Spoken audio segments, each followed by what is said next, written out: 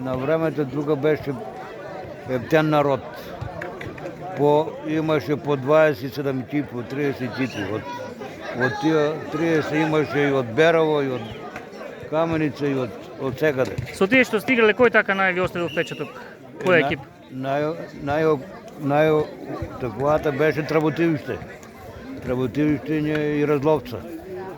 И ние, наша генерация, че играхме за Брегалница, че беше на 62-а, от 6-та до 65-та, имахме най-добра екипа.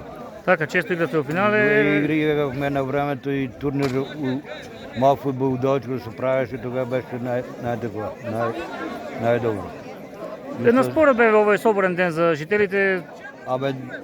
Добро е. Што представува за самите жители? Има пак луѓе. Добро што се собрали толку народ, иначе пред това немаше ништо. Добро што од короната што ослободиат, барем народот да се собере малку.